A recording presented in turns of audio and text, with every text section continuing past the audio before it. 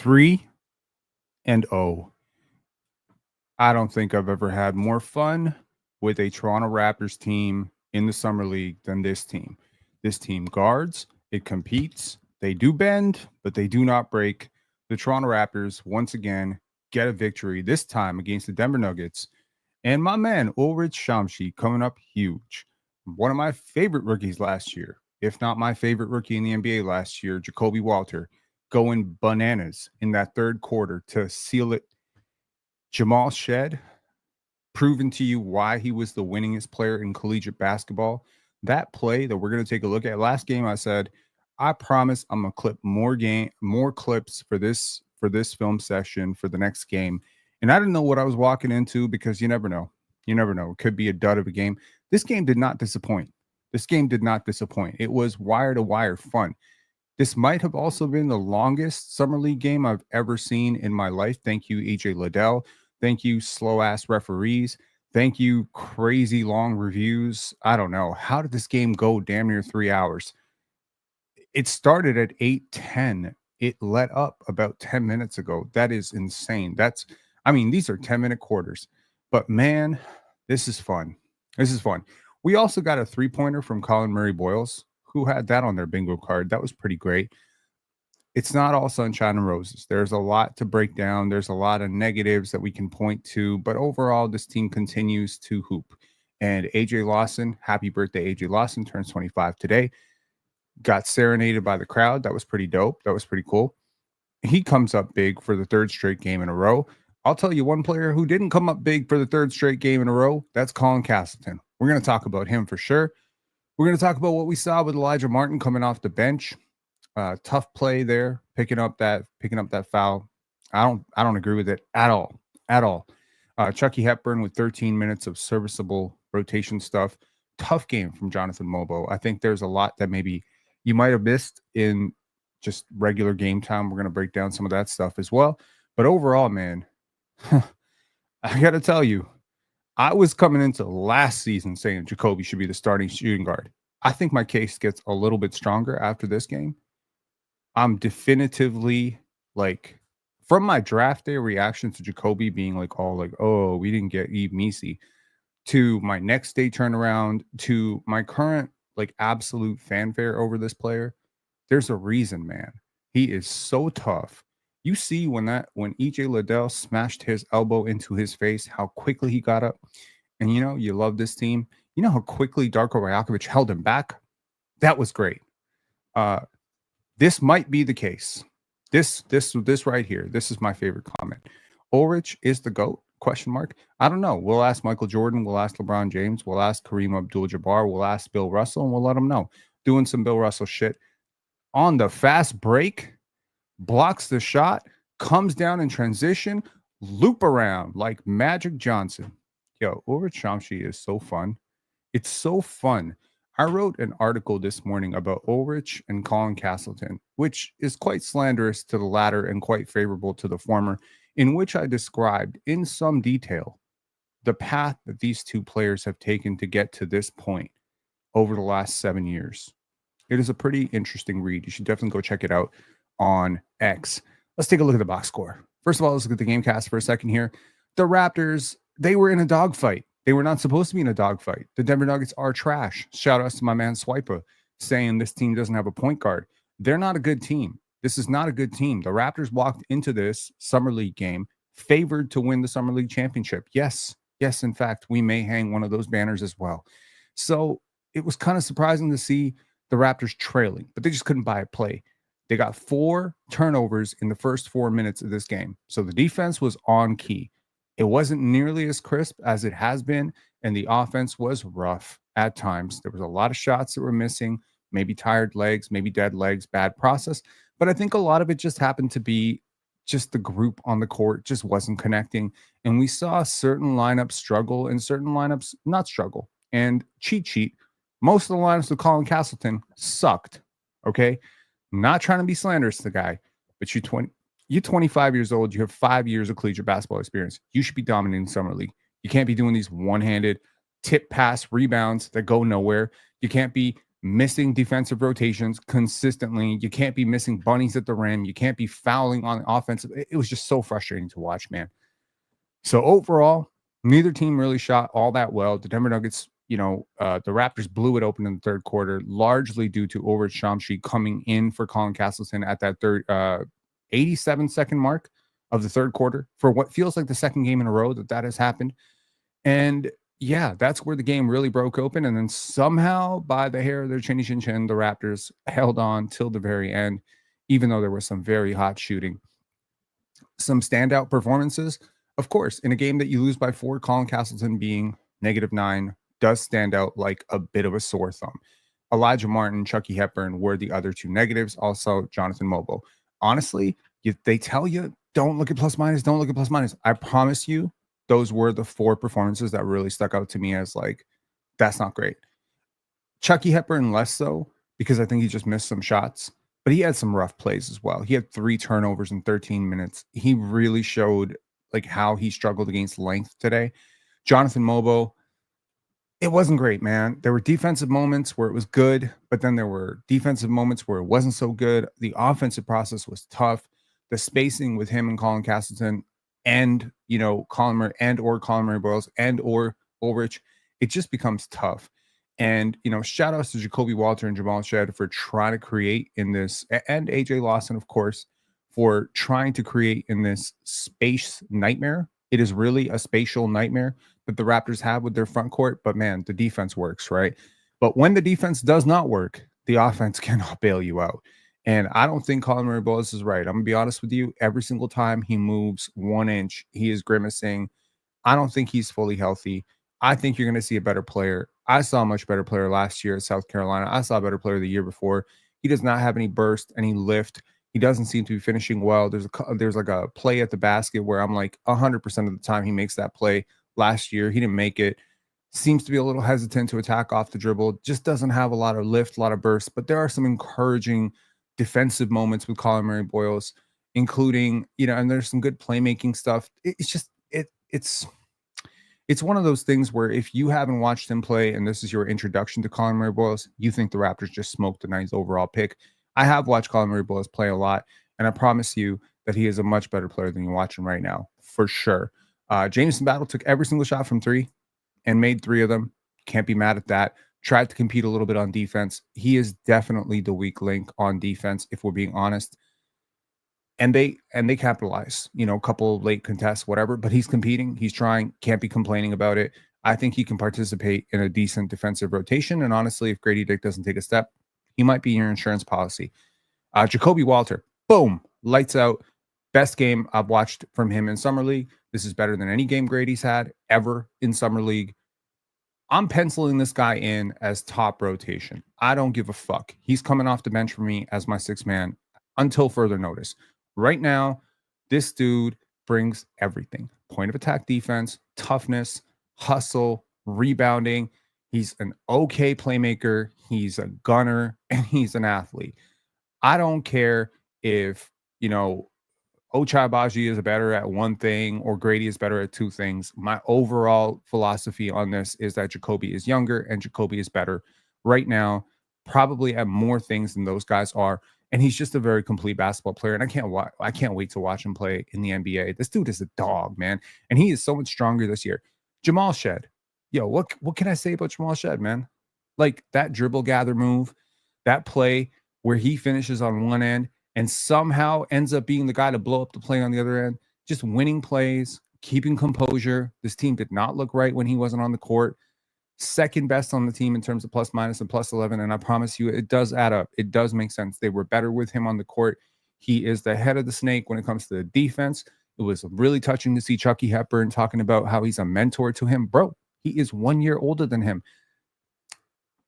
Scotty Barnes, the last game, talking about, hey, this is the one guy that everyone's sleeping on. Maybe these guys are seeing something in practice we're not seeing on the court, but you know what? Tonight we saw it on the court. He is a leader. He is a dog.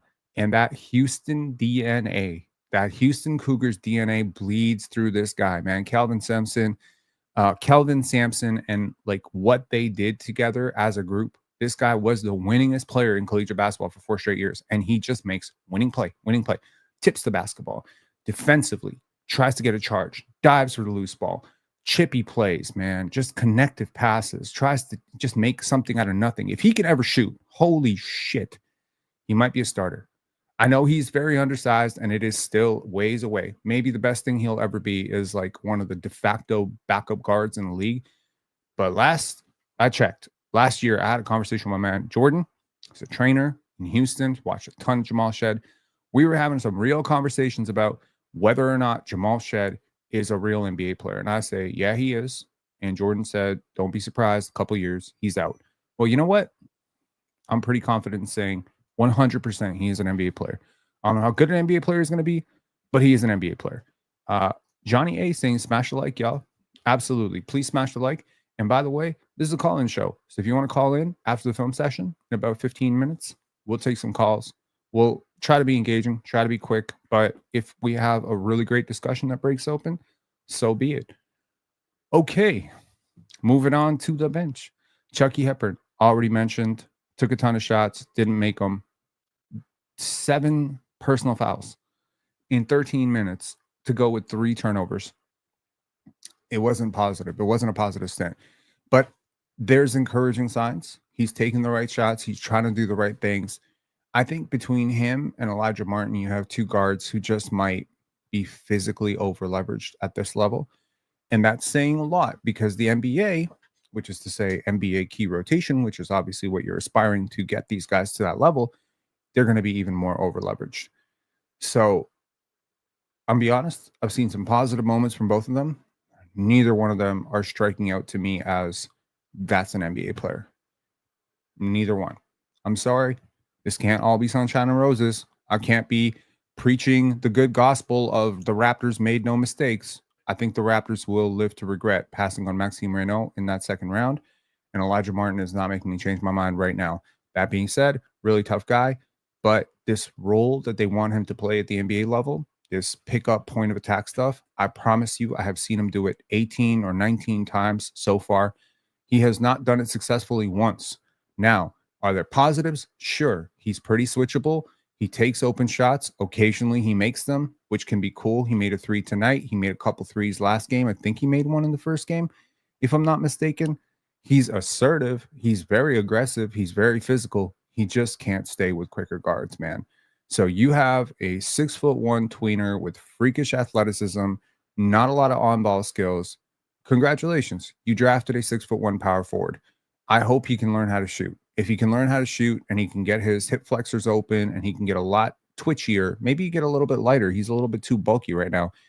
He's going to need to work on his body, but you know what? The Raptors have him on a 2-way. They have Chucky Hepburn on a 2-way. I wouldn't be surprised if one of those guys get cut. There's a lot of talent in the G League. There's a lot of talent floating around in the 2-ways.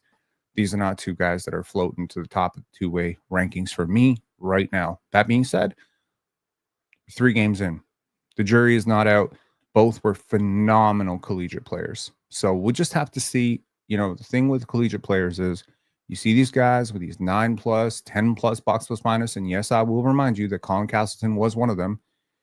These seniors who have such a huge strength and physicality advantage at the collegiate level, when you only look at their final year, and that applies to Nick Clifford as much as it applies to Collin Castleton, as much as it applies to guys like Davion Mitchell, these guys who are older seniors, when they take physical advantages and they stretch them into huge, you know, advantage generating box scores at the collegiate level, I'm always curious to see how much of that advantage goes away when now you're facing guys you can't just body around.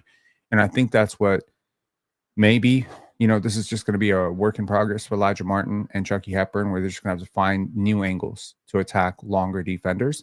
But neither one of them are lights out shooters. Neither one of them are freakish lateral athletes. And I think you need a little bit of that if you're going to, and neither one of them, I think Chucky Hepburn more so than Elijah Martin has like proper guard skills, but I don't think they're elite guard skills. Like he doesn't have the elite burst, elite handle. He doesn't have the elite playmaking. He's a good playmaker, not a great playmaker. So it's just like you need something. Like Jamal Shed had a lot of it, right? He's an elite lateral athlete. He's a really bursty athlete, like way, you know, springier than you think. Great guard skills, ball hawk. These guys are not Jamal Shed. So if I'm being honest, Jamal is the better player among those guys. And that's weird to say because you got him at 45 in a weak draft last year and you get these two guys, but jury's not out. We'll see what these guys become. Jonathan Mogbo, tough, man. And especially in light of, and not to compare him, but you did take him over Kyle Filipowski. Now I'm for it. I'm never going to change my opinion on what it was at the time. Kyle Filipowski was not my guy. Jonathan Mogbo was my guy last year. So far in Summer League, Kyle Filipowski is balling out, and Jonathan Mogbo is having up and down moments. He played great in that first game. Then he gets benched. We'll see. I think he played pretty good last game too. I think it was this game that really just some of the ball skills, missed some open passes, which is a huge advantage with him, but he missed Ulrich wide open underneath the basket a couple times. We'll look at one of those plays and just couldn't get his dribble off. He doesn't feel confident with that jumper right now. So you got to get back to the basics here. You're going to guard. You're switchable. That's great. There's no debating. Jonathan Mogbo is a way better defender than Kyle Filipowski, or frankly, most players picked in the second round. But you can't be a net nothing on offense. Positive note, he's finishing way better around the basket. He had a little flick shot today. He seems to be dunking everything else. So we'll see if this translates to the NBA. I think the other thing is just role redundancy. You have Scotty Barnes, you have Collin Boyles, you have Jonathan Mogbo. I cannot envision a world in which you can play those three players together without completely cratering your entire spacing philosophy. So I understand that there is that old adage, too much of a good thing can be a bad thing. Now, if one of these guys, ideally two of these guys can shoot at least as well as Lou Dort, Aaron Gordon, so not a dynamite shooter. We're not expecting these guys to turn into Klay Thompson or Reggie Miller, but if they can just become competent catch and shoot shooters, it can make a lot of things work. And then you can reap the benefits of all that defensive switchability.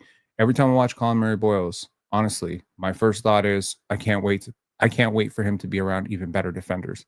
So when he's playing with Jakob or he's playing with Scotty, I think you're going to see the full value of him, the full spectrum, right? Johnny A saying, I'm worried about CMB athleticism. Well, first of all, let's not judge the guy for being injured. And second of all, he's plenty athletic. It's just not the type of athleticism that jumps off the page to you. So it's his lateral quickness is truly incredible. His overall balance is really great. Right now, what seems to be missing is his burst, which I think the adductor strain has a lot to do with that. So I'm going to take his college tape at face value and just assume that all his athleticism didn't just go away in one summer. Anybody else that really sticks out to me? Yeah, Ulrich Chomche. My dude, yo. I got to tell you, I am so blown away by this guy. I almost want to read y'all the article I wrote about him this morning because it is. Can I do it? Can I just read it for y'all? I want to do it. Hold on. I promise you it's worth it.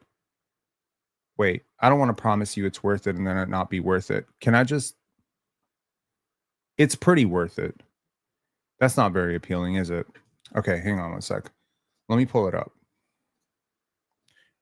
How about this?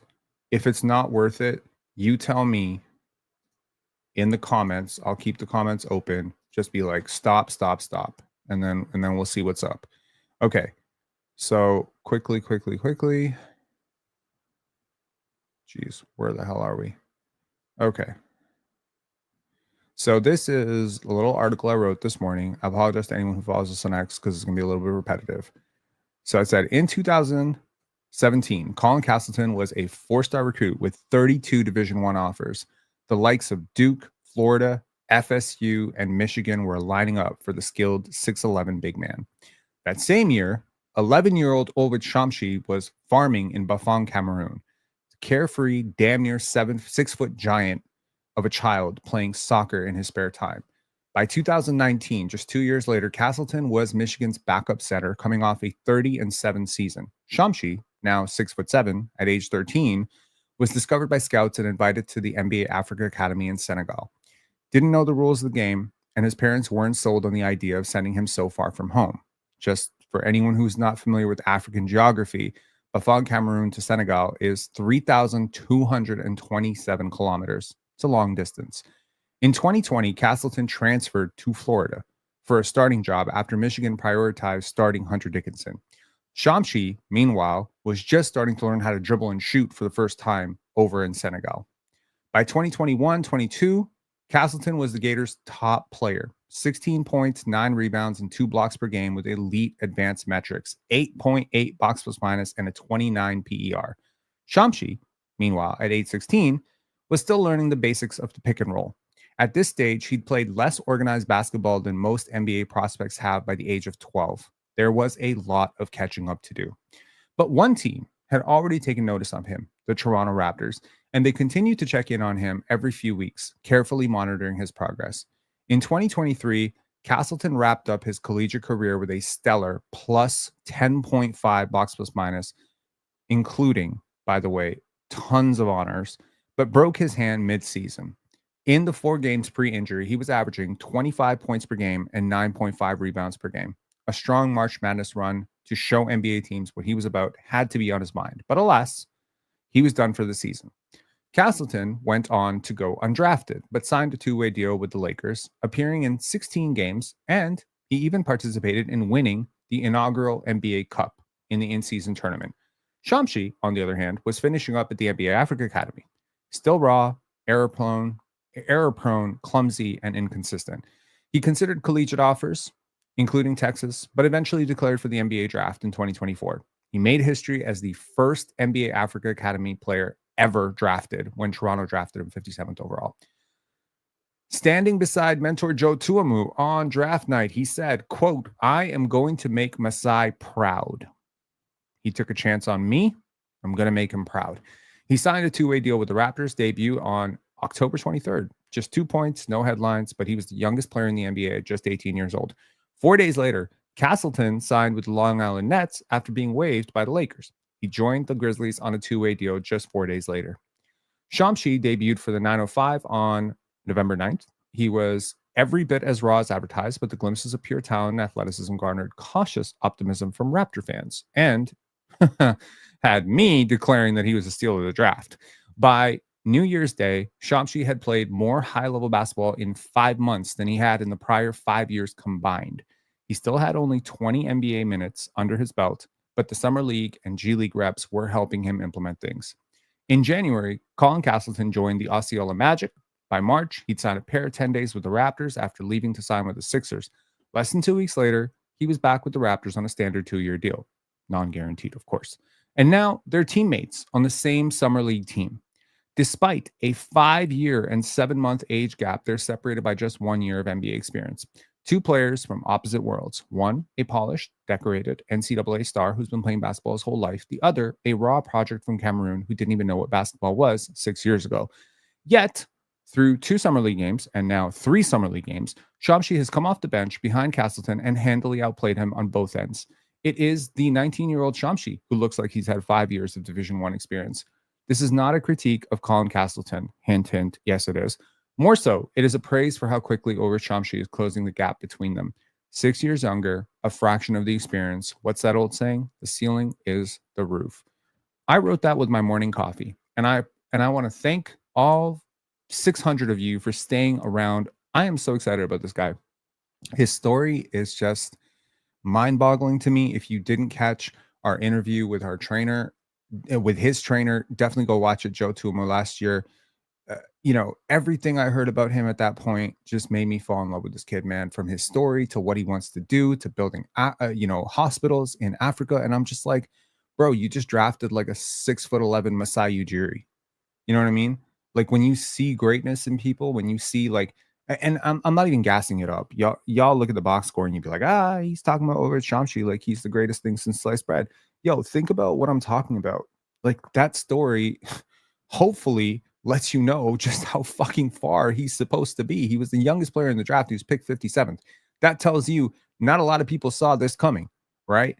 And it's so many things, but it's how he processes the game. It's how he develops. It's how he listens to his coaches. It's how he, hones in on an interviewer. Like he just needs to answer the question. You know what I mean? Like he needs to answer it perfectly. If he doesn't know the question that you're asking, He's going to ask you for clarification 4 times. He doesn't just offer you this sort of half-assed bullshit response. No. He's going to be like, "What do you mean by that?" Okay, that. Yeah, can you clarify what this means? Perfect. Do you know what?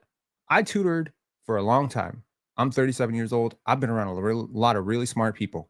Every smart person has this in common. They want to get it right.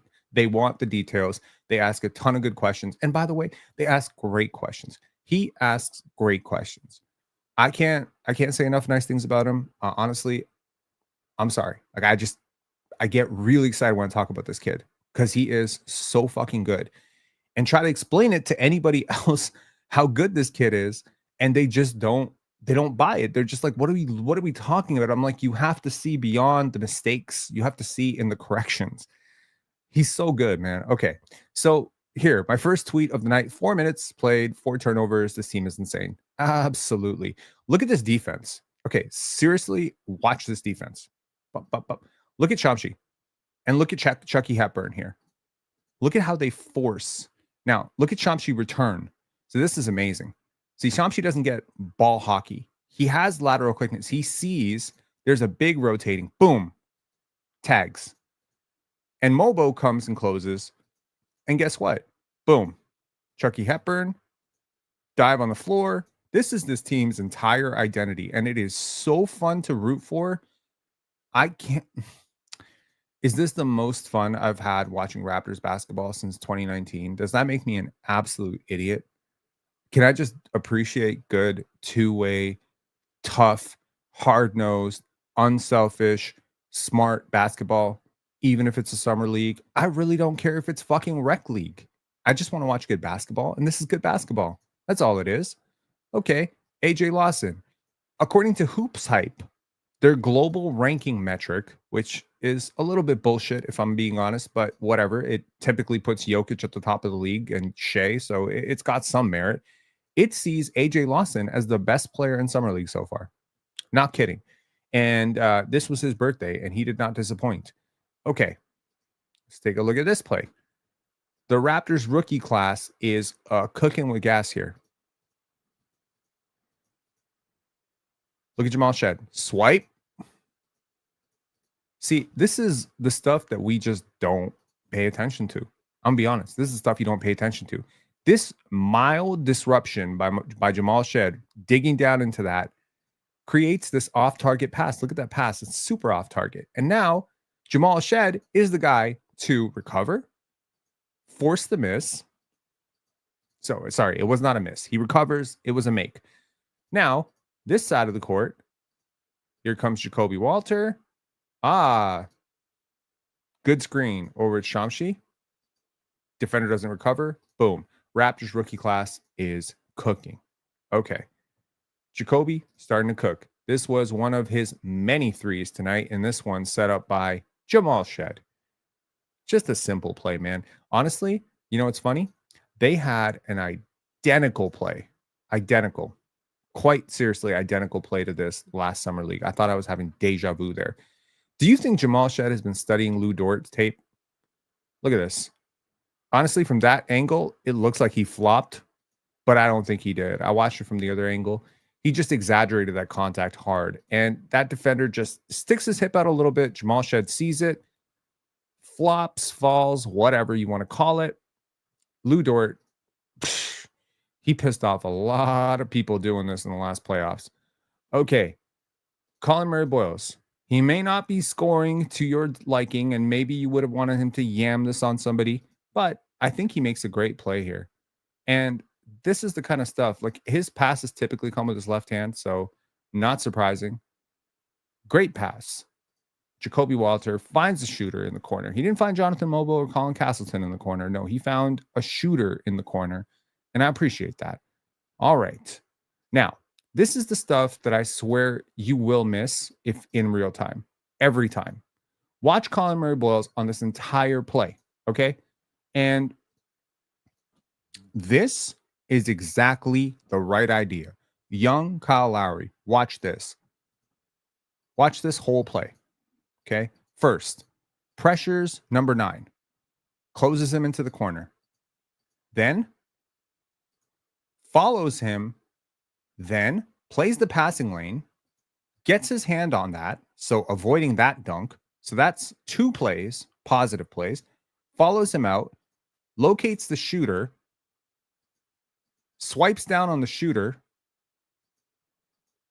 disrupts this pass, and then closes out to the other shooter. Okay. Nothing Carter Bryant-esque about this. He didn't stuff, Cooper Flag or, strip Cooper Flag. But this kind of team defensive awareness, general coordination, mobility, awareness, motor is very important.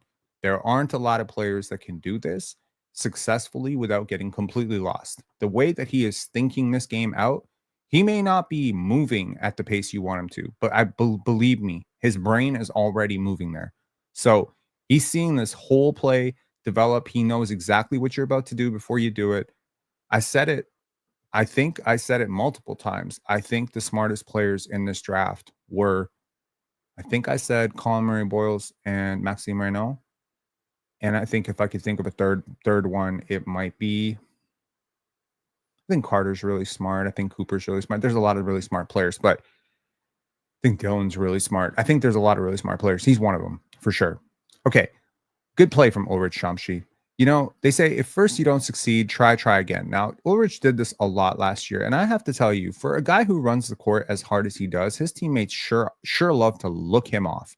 Now here, Deron Holmes and number 31 completely miscommunicate this. Ulrich is wide open. Jonathan Mogbo, if he was looking up right now instead of looking down, he would see a wide open alley-oop to Ulrich. There's nobody there to stop him. But Ulrich last year probably would have gotten a 3-second violation trying to call for the ball, or he would have asked for a post-up right now. He doesn't do that, showing that he learned. He gets out of the way on the opposite side to allow the driving angle so he doesn't get in the way of this drive. And then getting one step out of the paint will get right back into the play, offensive rebound, comes down, and learning from his mistakes in the last game, finishes strong on this one. Now, I would love to see him go up and just slam this instead of these little, put shots and tip shots that he'd be doing. But whatever. Can't complain too hard. Like that play, that shows stick-to-itiveness, really. Another CMB lateral quickness play. Again, nothing super impressive, but just watch how low he is in his stance. You have no chance. He is shadowing you completely. His hips are completely fluid in terms of how he is just faster than you. Like you're not getting past this guy. With proper help defense on the gaps and a decent rim protector behind him, you're not getting past this guy. If he is able to just come in and give you 15 minutes of energy like this in the interim while the rest of his game develops, the ball handling, the shooting, etc., great, right? Because shit, like he's going to be a contributing player to winning. Like I don't see how this guy makes you I don't think this guy's a losing player at all. Okay. Jamal Shed is so fucking tough. Watch this play. Okay. Here. Good job, Jamison Battle. Now, watch Jamal Shed. I don't know if this is a steal. I don't know if it's a block. I think it's a stock. Is this what they be talking about when they say stocks? This is a stock, bro. Watch this. This is why I say he's so sneaky athletic. Look at, he just takes it away. What the hell is that, yo? Jamal Shed is so freaking coordinated. And then here's the best part. Bring it down the other end. Oh, you're gonna sag off of me? 24? Who the hell are you? I don't even know where you're sitting at. Uh-huh. Okay. All right. Collin Murray-Boyles. Yo. I think we were all waiting for this one, and we finally got it. CMB 4-3. Good play, Jamal Shed. Now, this does go in. Let's evaluate the form here for a second. Good readiness. Slow load. This needs to be reworked. Oh, this needs to be reworked so bad. It's not broken, but this is a set shot. It's a slow load. There's a very long transition. They're going to have to do some Ochai Abaji rework on this. but the finish is good. So everything before the finish, from the footwork to the prep to the load up to where he's bringing it up to how he's bringing it up, is probably going to be reworked. But the touch is smooth, the finish is good, the arc is fine. He's not shooting it flat, he's not shooting it at the rim, he's giving it a chance. There's proper rotation on it. There's some good and bad parts of his jumper. I think he's in the right place with Darko and Evo. They're going to have to fix this. But if they do fix it, you got a top 5 pick. Okay. And if they don't fix it, you got a top 20 pick. It's a big swing. Now, you say he's not athletic. And I ask you, what the fuck are you watching, man? That's a 7. Okay, Deron Holmes is 6'10. Okay.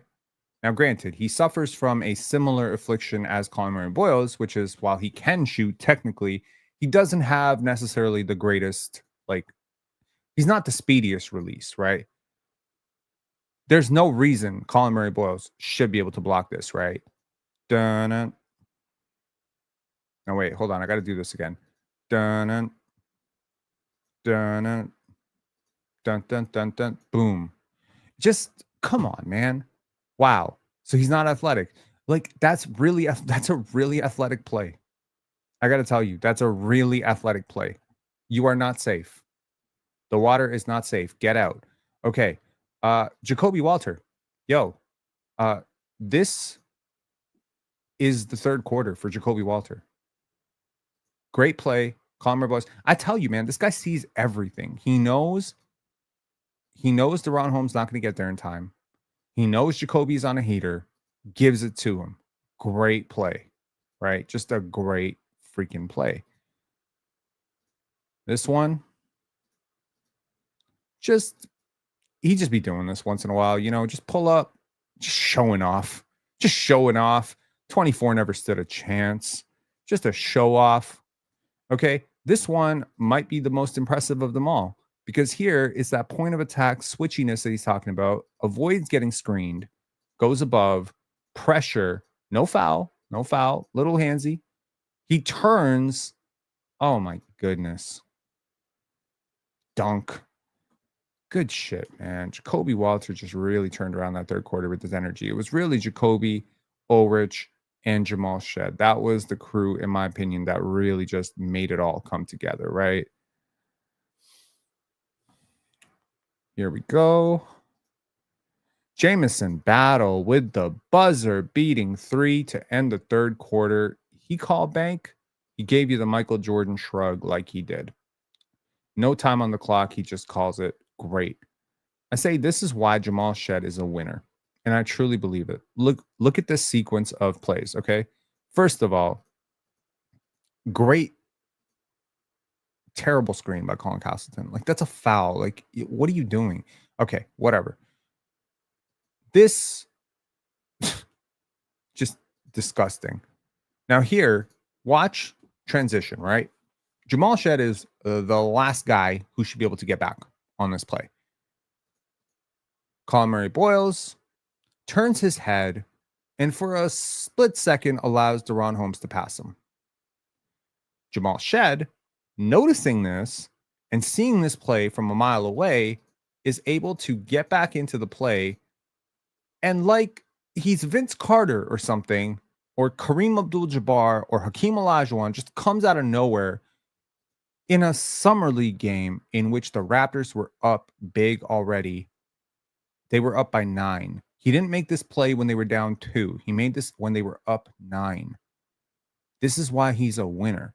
And this is why EJ Liddell is not a winner. This is why EJ Liddell is a fucking asshole. Okay, first of all, 3 interesting plays. 1, this is the first positive play of Colin Castleton's night, in my opinion. Good pass, and then he kind of sticks up for his opponent, his teammate. Second, I do like Jonathan Mogbo's reaction, and look at Jonathan Mogbo and Jamison Battle's faces right now. They look like they're ready to kill this dude. Straight up. They look like they are ready to fight, like throw hands with this dude.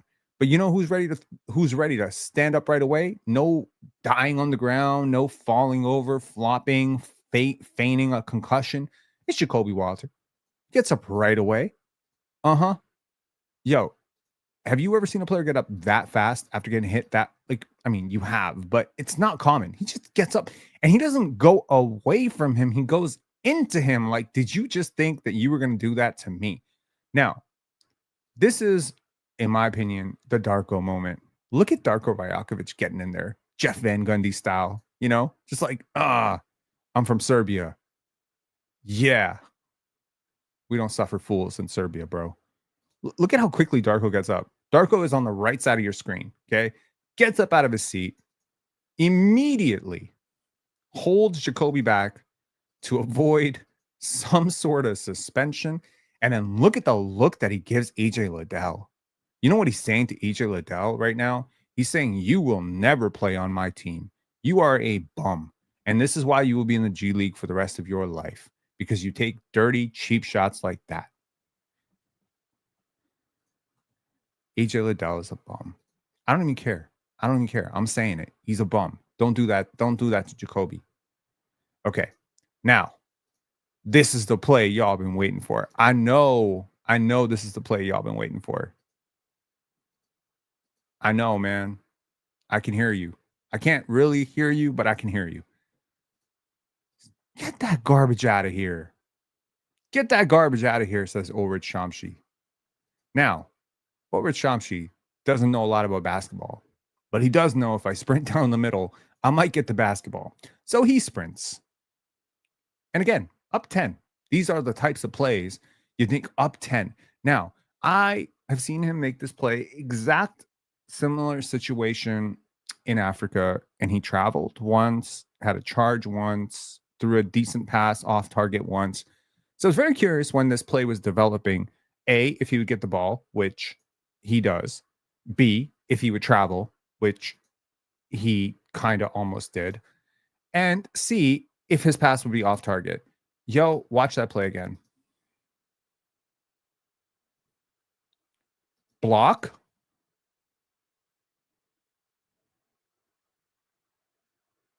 Boom. Is that Magic Johnson?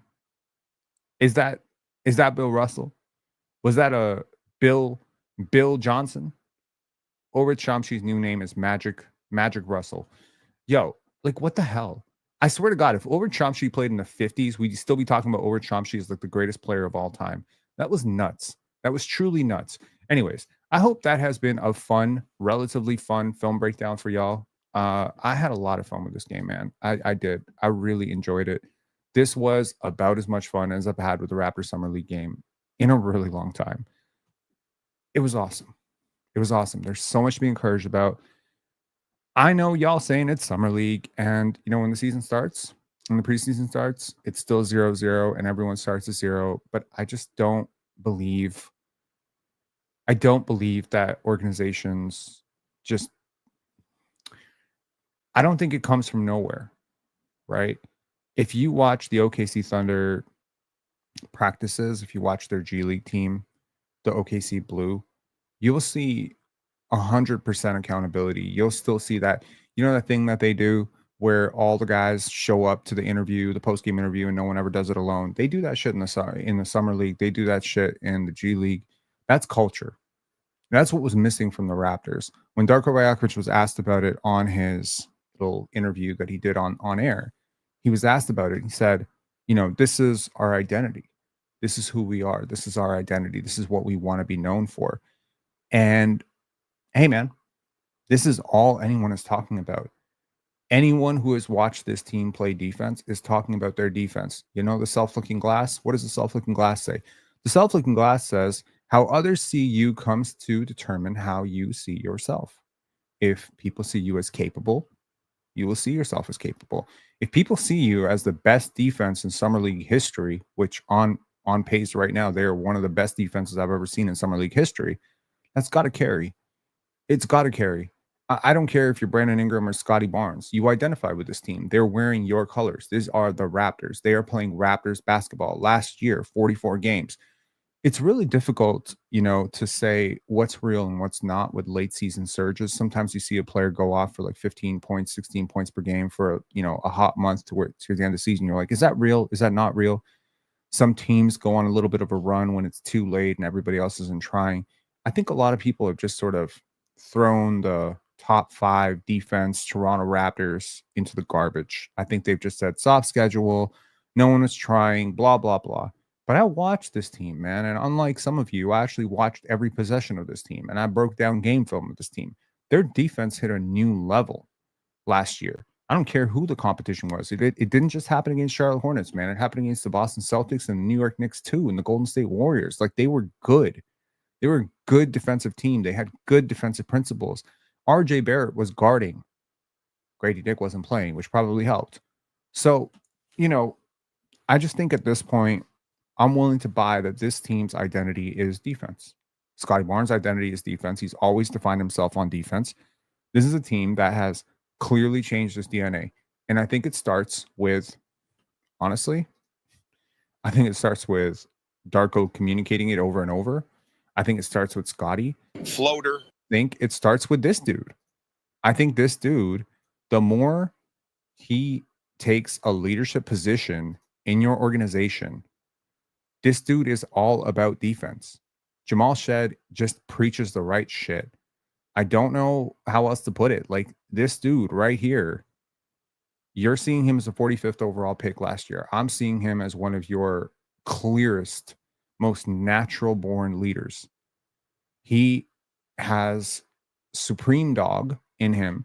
And if you have ever played basketball, I'm going to tell you, at any level, I don't care if you played OBA, SBA, I don't care where you play. You play fucking G League, Mexico.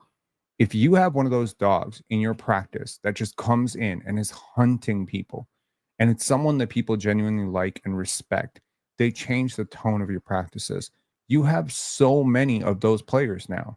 Scotty's like that. Jacoby's like that. Jamal Shed is like that. Mogbo is like that. Colin Murray Boyles is like that. Jakob has elements of that as well. Jamal Shed, obviously, as I said, you have so many of those guys that just have that sort of competitive streak. And I would say RJ Barrett is a pretty intense practice player from what I know about him as well. Maybe not always on the defensive end, but now he's buying into the defense too. So at some point, if you're the guy who's not defending like them, you're going to be embarrassed. You know, if you're a Brandon Ingram or a Grady Dick and you just don't want to bring it that day on defense and all your other teammates are just sweating bullets, guarding up and covering up for you, you're going to be obviously sticking out like a sore thumb. So you're going to have no choice but to buy in. That's what culture does. It corrects outliers. Culture corrects outliers. I am so positive of this. If you have a healthy, stable culture in your organization that preaches the right things, ball movement, team first, defense, right? Rebounding, crashing the glass, making intelligent plays, being accountable, showing up on time. The one asshole who doesn't do those things is going to be outside the group very quickly, and they're going to know it. They're going to know it. So nobody is going to come in. And you know what the best part is? You're going to play that way, and you're going to start attracting prospects and free agents who want to play that way. You're also going to sort of repel people who don't want to play that way. You'd be like, Toronto, I don't want to fucking play that hard. I'm out. To which I say, good.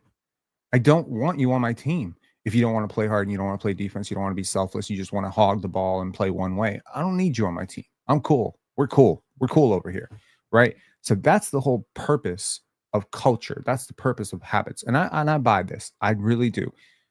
The Raptors are going to have a world of trouble generating offense. Yeah, they are. So maybe you want to hold on to guys like RJ Barrett and Grady Dick for that purpose alone, which is to say you don't have a lot of guys who can put the basketball in the hoop. You don't have a lot of guys who can create their own shot. Those two guys can, at least in theory, create their own shot. Not at the best efficiency ever, but decently enough. If they can just compete defensively, you might have a good team. Brandon Ingram can and is a certified bucket.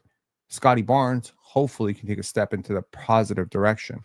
There's a lot of analytics that would say that Scotty had a pretty flat season last year in terms of progression, regression, whatever. But there's also a ton of, analytics websites that I follow that seem to see him as one of the best players in the league. And I'm curious to see, there's always those players. I mean, honestly, players like Shea. Maybe we slept on Shea until 2 years ago when the OKC Thunder really exploded up, and then people were like, "Oh, I guess the 30 points is actually leading to winning." Raphael Stone, the general manager of the Houston Rockets, upon parting with guys like Cam Whitmore and Jalen Green, said there are a lot of guys who can put up 20 points on a bad team. And I firmly agree. This is my central thesis on basketball. There's no shortage of guys in the G League who can come in on low efficiency with very little defensive impact and put up 20 points. It's not difficult. It's just not that difficult. In the NBA today, scoring is easier. 20 points is not that hard. What is hard, however, is contributing to winning basketball.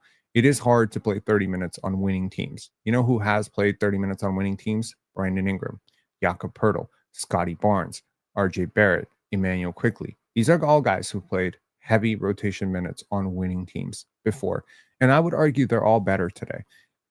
Previously, on a previous level, of course, guys like Jamal Shed, Jacoby Walter, these guys have also played heavy minutes on winning teams. Now, I understand what you're saying.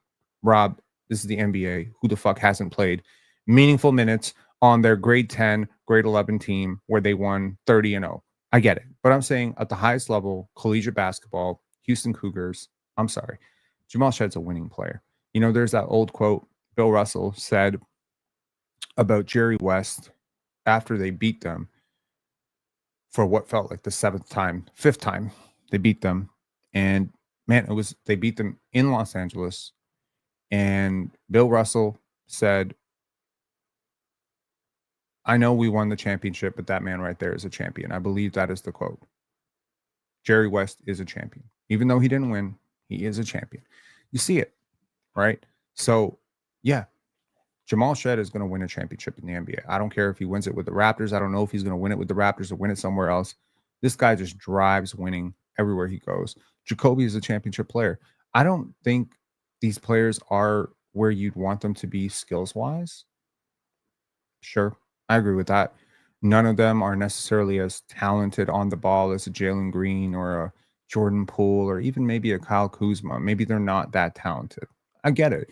And since our brains are so trained to look for the tween, handle, hot sauce, bucket getting, maybe you miss all that other stuff, the diving for loose balls, the stuff that you associate with the Reggie Evans and the Charles Oakleys of the world. That's actually a skill. Screen setting, hard screen setting, running the court hard, boxing out for offensive rebounds. You want to know how I know it's a skill? Because I watched Collin Castleton fuck it up 18 times today. That's how I know it's a skill. It's not for everybody.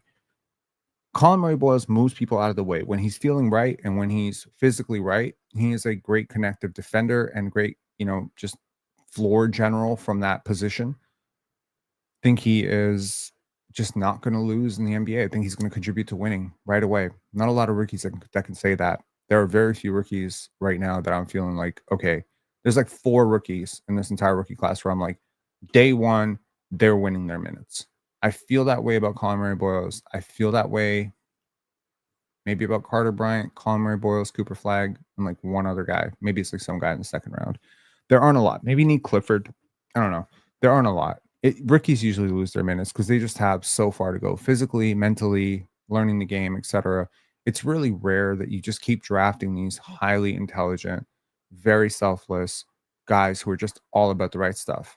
So, yeah, I don't know. And I mean, look at the OKC model, right? Everyone's talking about the OKC Thunder. They just extended Chet. They just extended J-Dub. What is it that those two players had going for them? Well, for starters, I think immediately they were plug-and-play rookies out of the box. They gave you value the second you drafted them, which means that, that really cheap contract that the NBA mandates you sign when you're a rookie, that rookie scale contract, which lasts 4 years, whereas some teams may invest that money into a player who is 4 years away from ever contributing to winning. The OKC Thunder have routinely drafted guys who were ready to win right away. Case and Wallace impacted winning day one. Okay, day one. Aaron Wiggins pretty much started impacting winning from year 2. I would argue Isaiah Joe was like that as well. Obviously, Chet Holmgren and J-Dub have never been losing players. So there's a way to do it. And I'm pretty sure Nikola Topic next year is going to be a relatively close to neutral, if not winning player. So, you find guys who understand the game. You have who have, open ears to the process and are willing to be coached, are willing to play within your system. You scheme them to hide them, you give them limited run, you give them corrections, and then hopefully they learn quickly. Okay, we have a caller, Damien. Damien, what's up? You need to turn on your mic, man. You're muted.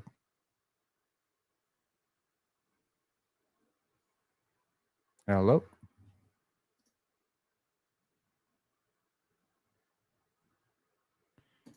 Okay, Damien, let me know if you figure it out at some point. I'll know if you unmute yourself. Medved saying, you think they overpaid Chet. I do not. I think they underpaid Chet. Andrew Young, thank you so much for the super chat. Shout out from Romania. 3 a.m. was game start. Yo, that is commitment. We got a lot of Raptor fans over here complaining about how they had to be up until 10:30 to watch this game. You're up starting at 3 a.m. That is really commitment. Shout outs to you and shout outs to Romania, one of my favorite countries, and also one of my favorite countries for music and one of my favorite countries for cinema. In fact, one of my favorite movies of all time is 4 Months, 3 Weeks, and 2 Days by Christian Mungui. I believe. Christian Mungui. Great movie. Was at the Cannes Film Festival, I believe, in 2002. So we got Damien back. Damien, you're going to have to unmute yourself, man. Yeah, Damien, what's up? Hello?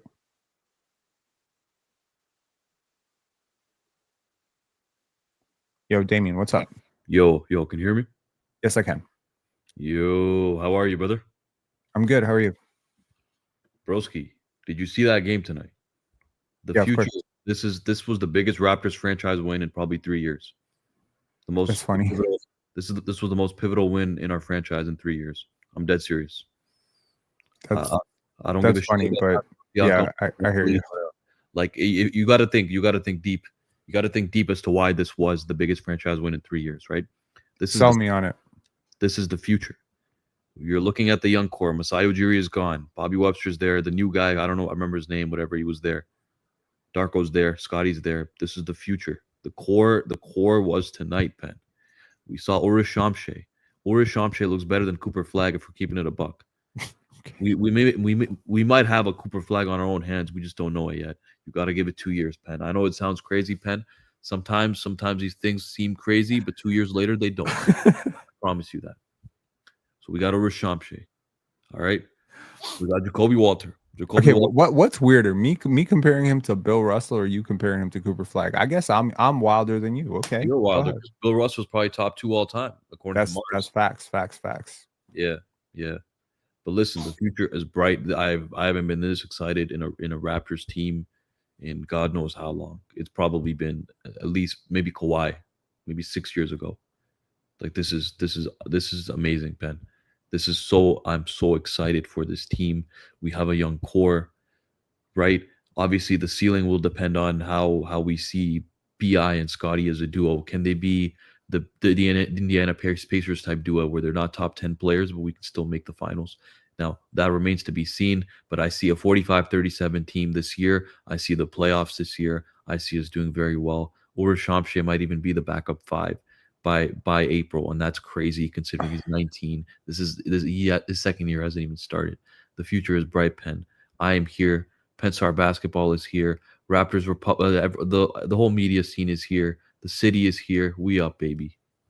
Thanks for your call, man. Appreciate you. Hype. Tyrone MC, what's up? MCK, what's up? What's going on, brother? How are you? I'm good. Good. Honestly, that last guy was pretty cool. I don't know where the question was at, so I want to ask you a question here, sir. And I appreciate your dedication, always having Raptors content when the days are long. But what's your view on this Raptors president? They showed the clip of Keith Pelly being at Summer League. I'm curious on what are your thoughts for the next Raptors president? If you think it's going to be Bobby Webster or if it's going to be somebody new, I would love your take on that. I think it'll probably be Bobby Webster. I mentioned a few lives ago that I just don't think it would make sense for Bobby to work underneath someone who has less seniority than him in the same organization. It also doesn't make a ton of sense that, like, I feel like if you hire somebody new right now, you can't really fire them right away, right? Like, but if you promote Bobby, sorry, I'm gonna have to mute you because I'm hearing myself on repeat. Anyways, I'm saying if you promote Bobby, you can fire him in a year if this doesn't work out. So, yeah. Thank you, sir. Thank you. Yeah. Appreciate you, man. Thanks for calling him. The 6, what is up?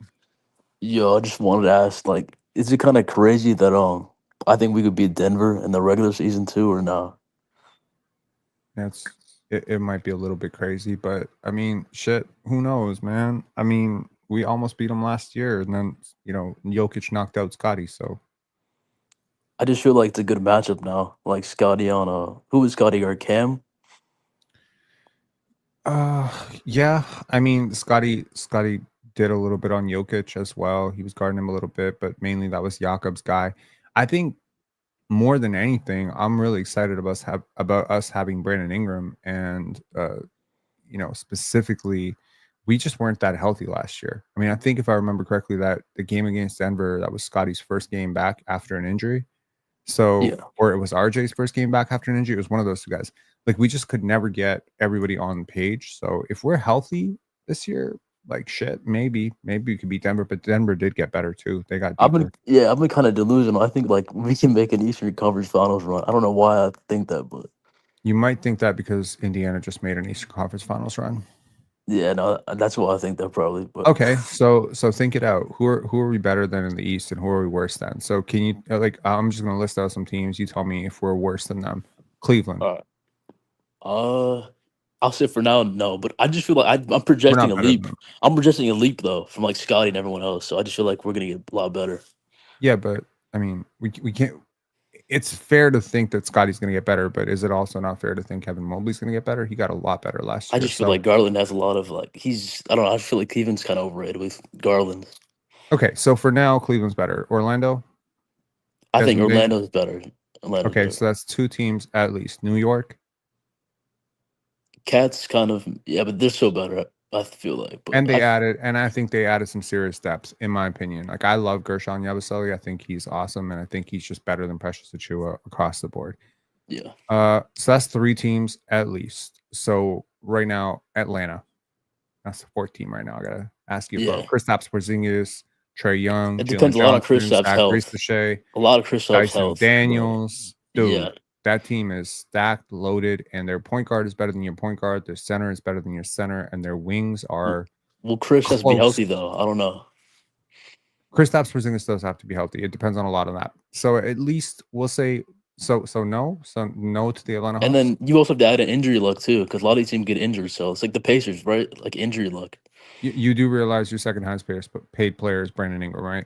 No, that's true. We have to wish health on ourselves too. Yeah, we have to factor it both ways. If Kristaps Porzingis is unhealthy, like, we have to understand Brandon Ingram's not exactly the cleanest bill of health. So those are at least 4 teams, and then there's like the maybes, right? So there's the Milwaukee. So you could say no, 100%, but look at the depth. They're probably going to get another guard. They're going to get Cole Anthony. So they're going to fill out their guard depth with reasonable rotation pieces. Much as I love Jamal Shedd and guys like that, they're not that much better or worse than a guy like Cole Anthony. If in anything else, Cole Anthony's probably better right now. I think Jamal will be way better, but guys like Cole Anthony, you look at all these guys that are sort of like just unsigned right now: Malcolm Brogdon, Chris Boucher, who else? Chris Boucher, Malcolm Brogdon, Russell Westbrook, Chris Paul. Like, these are all like, these guys would all be like the best player off your bench, or the second best player off your bench, or the third best player. They'd be rotation players for you. So these are like high level rotation, but in a game with the Bucks, they still have the best player. What about the Sixers? No, I have us. If Embiid plays 60 games, what about Paul George is out supposedly, right? He's hurt again, so he just got surgery. So we don't know when he comes back. But even if he doesn't come back, they still got a reasonably good rookie in VJ Edgecombe who fills a real need for them. They got Jared McCain coming back. They got Tyrese Maxey. They got a lot of talent. I don't know if they're bringing Quentin Grimes back, but he was balling for them last year. Plus, you got Joel Embiid, who once again, if Embiid is healthy, if there's a sneaky chance there. Indiana, I don't know. Tyrese Halliburton's been ruled out for the year, so I don't have Yeah. high hopes. But hey, Pascal Siakam, Andrew Miles Nembhard, Turner's out too. Yeah. I don't Miles know. Turner gone, right? So I think the Raptors comfortably, I would say, worst case playing, best case fourth seed. Yeah, but But I think if you just factor in luck and development, if you just a huge leap and luck, then I think it's maybe possible. Maybe possible. yeah, also I think one of the biggest contributors to in-season success is chemistry and overall good habits and hard work and defense. So the Raptors can do that old, Tom Thibodeau, Coach Budenholzer thing where they just overperform by 10 wins and then they're like some randomly 50, 52 win team and everyone's like, oh my God. And then they flame out in the first round. Until this team figures out steady offense, it's not going to matter. They have to get spacing right. They don't have great spacing right now. Scotty being a shooter is going to be make or break for me this season. If Scotty Barnes can be a 37% 3-point shooter, I have all the faith in the world in this team being a second round team. If he goes back to like 28%, I don't think it's going to work. Don't have enough shooting, man. No, I completely agree with you. All right. Yeah. Thank you, Pen. All right, man. Thank you. Peace. All right. Great callers today. Nice, short, crisp. If there are no more callers, I think this is around where we would call it a day. We were on the panel today, talked about a lot of dope shit. If you want to hear my voice a little bit more, get my thoughts on other stuff, Wemby, Carter Bryant, etc., definitely go check out the panel. If you would like to join us on the panel tomorrow, we are discussing if I'm not mistaken, we are discussing the 30th to 50th best player in the NBA. And I promise you, Scotty Barnes is going to be in that list. They didn't let me on the show until we got to 30 because they knew if they let me on the show where they were doing 1 to 10, I would have hijacked it with Scotty Barnes propaganda. If they had let me in on 10 to 30, I would have hijacked it with Scotty Barnes propaganda. But guess what? We here, man. From 30 to 50, I am hijacking every pick with Scotty Barnes propaganda. Military Man saying what time? It is 11 a.m. on the panel tomorrow. And we're going to be discussing that. And we're also going to be discussing, I think, the 10 best teams between 2000 and 2025 that didn't win a championship. Something like that.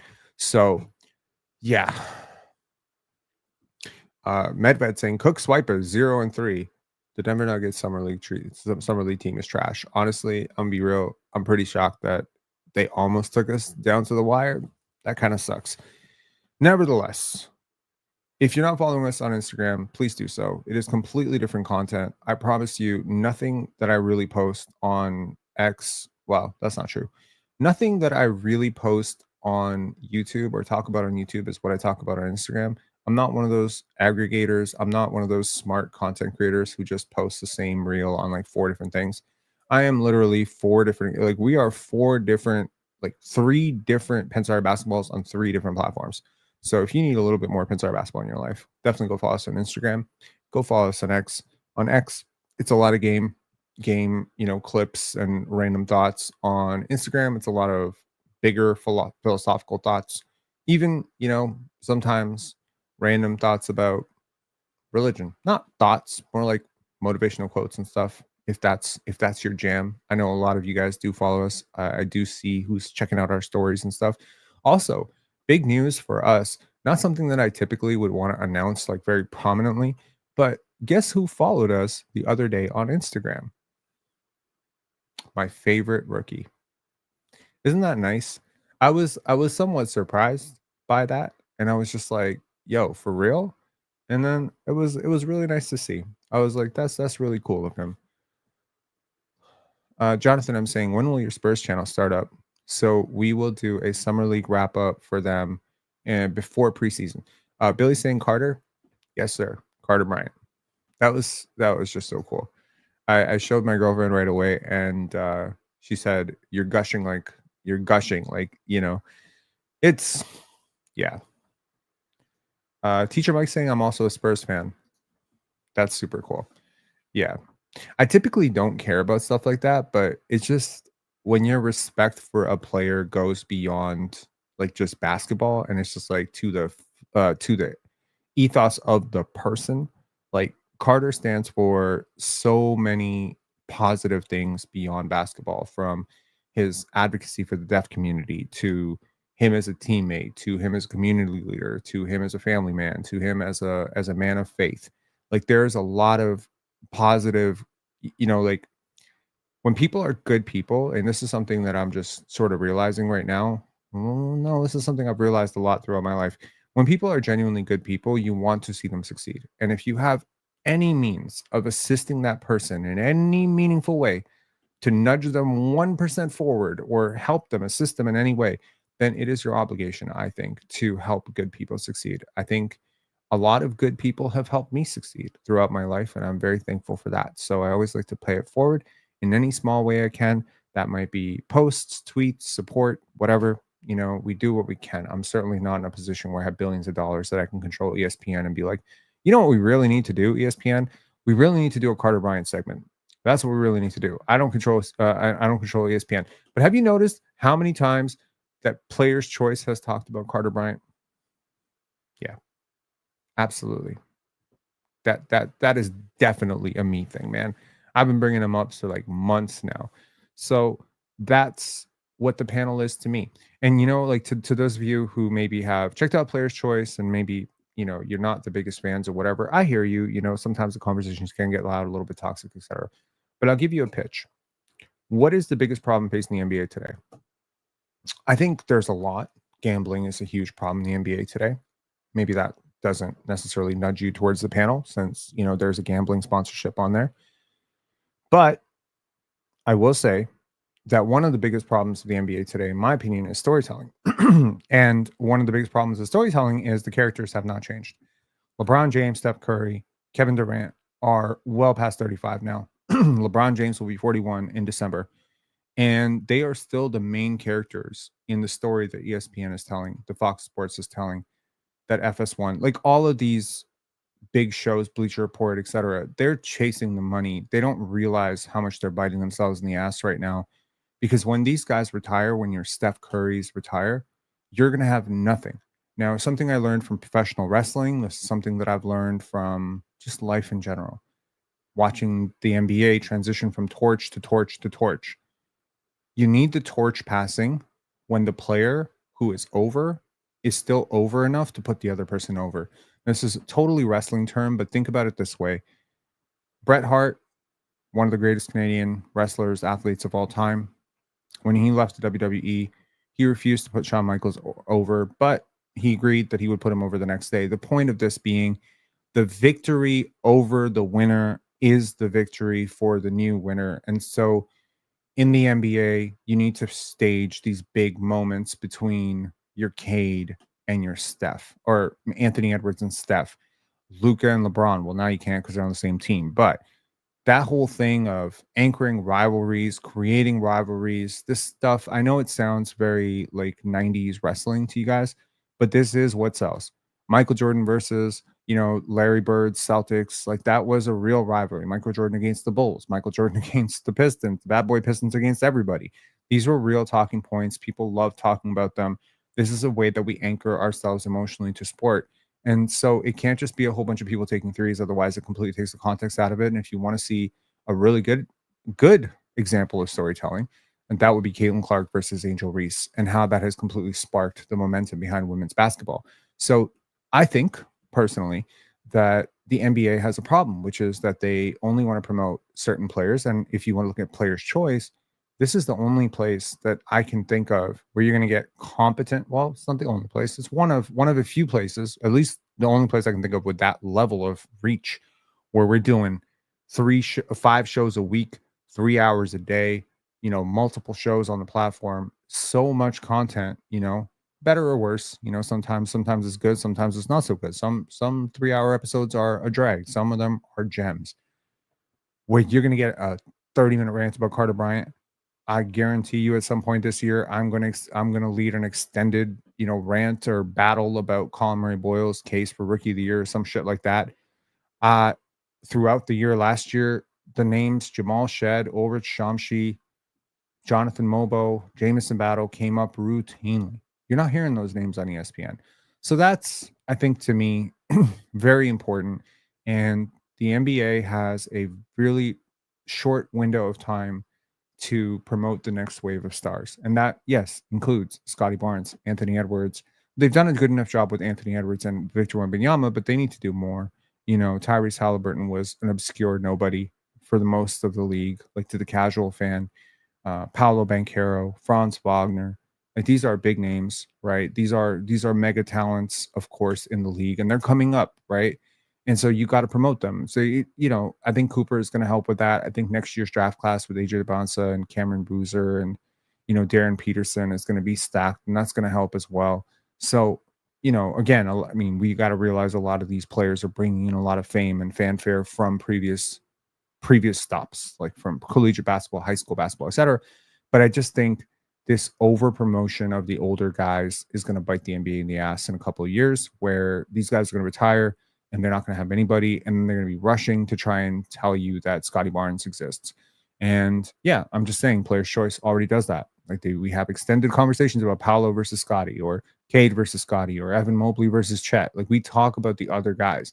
We'll even talk about deeper prospects, like you know, we'll talk about Jarris Walker for 20 minutes. We'll talk about Amen Thompson and Asar Thompson. Like, I love that about the show, and I love that about Player's Choice. That's really cool. And that's kind of my little advocacy / plug for Player's Choice for the 500 or so of you who are in here.